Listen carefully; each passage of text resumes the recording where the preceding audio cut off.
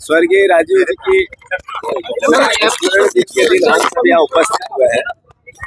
राजीव जी ने देश के लिए जो काम किए उन कामों को देश आज याद करता है। उन कामों को देश को आज आवश्यकता है। जो आईटी के सेक्टर में काम हुआ, जो पंचायत राज के सेक्टर में काम हुआ, जो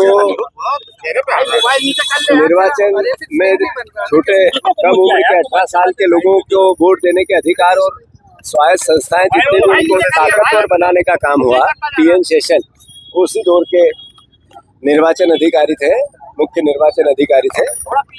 तो राजीव जी ने जो काम किया वो देश आज याद कर रहा है। देश की अर्थव्यवस्था में विकेंद्रीकरण किया और देश का जो ताकत है, जो सत्ता का विकेंद्रीकरण है, वो राजीव जी ने जिस तरीके से किया, मैं समझता हूं कि वो देश आज याद करता है। राहुल जी ने देश के सामने सवाल खड़े किए, मोहन यादव जी ने उनकी निंदा की।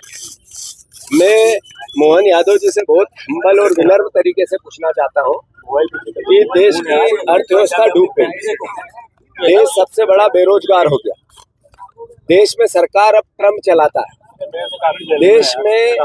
देश के प्रधानमंत्री ने हर 2 साल में, 12 साल में हर दूसरे साल देश संकट में है और देशवासियों से मदद मांगे। ये भारतीय जनता पार्टी के ही पाप है। नरेंद्र मोदी और अमित शाह के कुकर्मों का ही एक तरह से निर्णय है जिससे देश संकट में आए।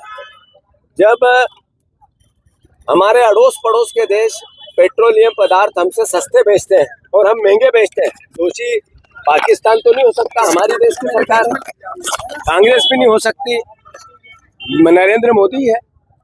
तो ट्रंप के आगे कॉम्प्रोमाइज प्रधानमंत्री जिस तरीके से देश को संकट में डाल रहे हैं, देश को बेच रहे हैं और बेच ही नहीं रहे हैं, अद्भुत और अकल्पनीय तरीके से बेच रहे हैं।